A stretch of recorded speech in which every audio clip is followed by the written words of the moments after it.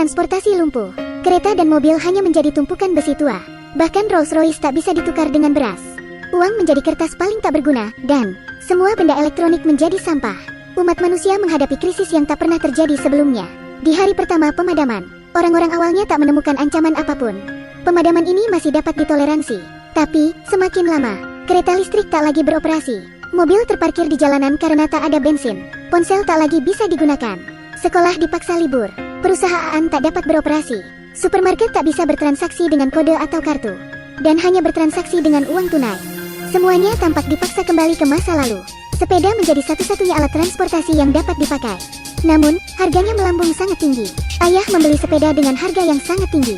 Malamnya, istrinya memasak mie instan dengan gas. Sehingga keluarga itu masih dapat makan dengan enak. Hari ketiga pemadaman listrik, pasokan air sudah tidak tersedia. Dan supermarket kehabisan makanan. Bank tidak dapat menarik uang dengan benar. Di sebelah, bahkan ada yang meninggal karena kelaparan. Beberapa orang panik, dan mengevakuasi diri ke kota lain. Ayah segera membuat keputusan untuk pindah ke kota yang berjarak 1000 mil. Dan bergabung dengan ayah mertuanya. Setelah mengumpulkan uang tunai dan barang bawaan, keluarga itu bersepeda dan mulai berangkat. Air seharga 100 yen naik hingga 4000 yen. Ayah memutuskan untuk menyerah. Ketika melewati toko serba ada kedua, di mana harga air mineral adalah 2000 yen. Ketika dia melewati toko serba ada ketiga, harga air menjadi 2500 yen. Karena ayah sangat hemat. Dan mereka terus menawar. Akhirnya mereka membeli semua air itu seharga 600 yen. Sudah ada orang yang memancing ikan koi untuk dimakan. Tapi, ketika mereka tiba di bandara, mereka terkejut. Karena pesawat dilarang terbang. Malamnya, keluarga itu berdesakan di hotel kecil yang rusak. Tapi seharga 420.000 yen. Sekarang, mereka dilema. Satu-satunya jalan keluar adalah pergi ke pulau kecil yang jaraknya ribuan mil. Untuk mendapatkan makanan. Ayah pergi ke toko makanan. Tapi, pemilik toko tak menerima uang. Saat ini terjadi kekurangan pangan. Jadi, uang hanyalah kertas yang tak berguna. Seorang pria yang menawarkan Rolex dan Rolls-Royce pun tak dapat menukar apapun. Sebaliknya, dia diusir keluar oleh pemilik toko. Umat manusia kembali ke era purba, di mana mereka menukar barang untuk hidup. Seni yang antik dan tas bermerek tak berguna. Ibu menukar 2 botol wine dengan sekarung beras. Setelah itu mereka pergi. Jalan raya yang sudah dipadati oleh manusia, yang menggunakan papan skate, sepatu roda, dan sepeda. Sepeda keluarga itu menjadi kecemburuan orang-orang. Saat beristirahat, sepasang orang tua datang meminta makanan. Ayah berkata mereka tak punya apapun. Sedangkan ibu diam-diam menutupi makanan mereka. Memang benar, saat dalam bencana, rasa kemanusiaan akan menghilang. Semuanya didasarkan pada makanan dan tempat tinggal. Pada tengah malam, pencuri mengambil sebotol air. Ketika Kenji melihat ini, dia mengejarnya. Namun, ketika dia melihat pencuri membuat susu dan memberikannya pada bayinya, dia merelakan sebotol air tadi. Keesokan harinya, mereka datang ke sebuah terowongan. Di luar terowongan, 4 orang menawarkan jasa. Karena listrik padam, terowongan menjadi sangat gelap, dan lalu lintas macet. Tanpa bimbingan mereka, akan sangat lewat untuk melewatinya. Sebagai syarat untuk dipimpin, setiap orang harus memberikan seliter beras atau sebotol air. Awalnya, ayah tak mempercayai mereka, tapi mereka tak mampu berjalan lebih jauh dan terjebak di terowongan. Akhirnya, dia tak punya pilihan lain selain menyewa jasa mereka.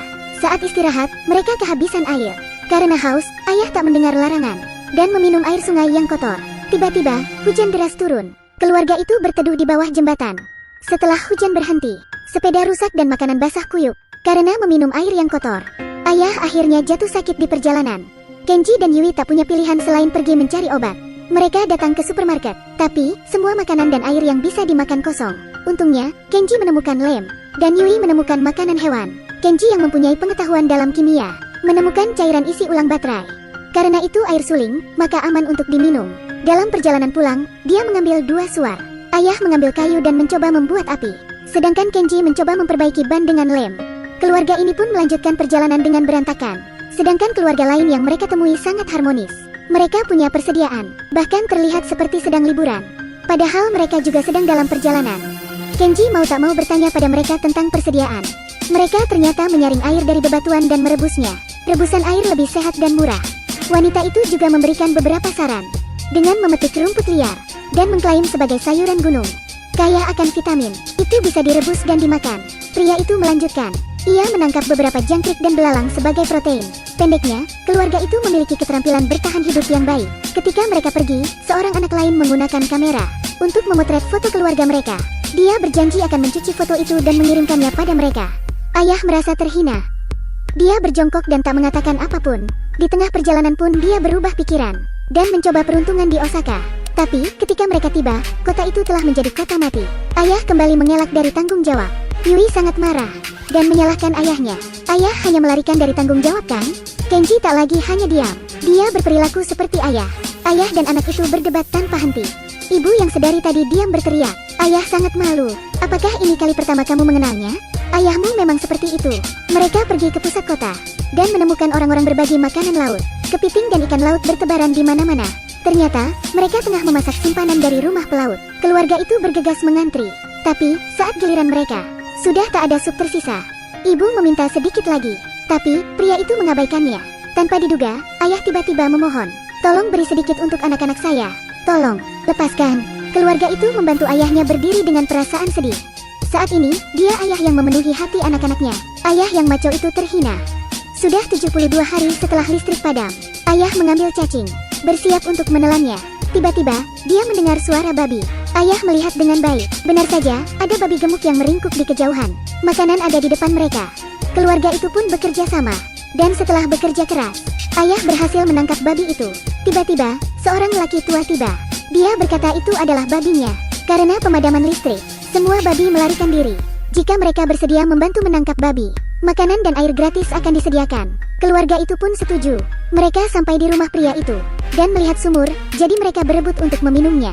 Orang tua itu bahkan menyiapkan banyak makanan untuk mereka, dan mereka menelannya bersama dengan sepiring daging yang diawetkan. Itu pertama kalinya mereka menangis karena makanan. Periode berikutnya, keluarga itu membantu menangkap, memotong, dan mengawetkan babi. Itu kehidupan yang melelahkan, tapi mereka puas. Babi yang melarikan diri berhasil ditangkap. Mereka pun memutuskan untuk melanjutkan perjalanan. Meskipun pria tua itu memaksa mereka tinggal. Sebelum pergi, pria tua membawakan mereka makanan yang cukup. Akhirnya, mereka pun kembali pergi. Sebuah sungai menghalangi jalan mereka. Ketika Kenji masih khawatir, ayah mengambil kayu dan membuat rakit sederhana. Dia berencana untuk membawa Yui dan istrinya ke seberang dulu. Tapi, di perjalanan kembali, hujan turun dan ketinggian air terus naik. Ayah mendorong Kenji ke daratan, tapi dia sendiri tenggelam di air. Setelah hujan reda, Kenji mengambil rambut palsu yang mengambang. Ibu dan anak itu berduka.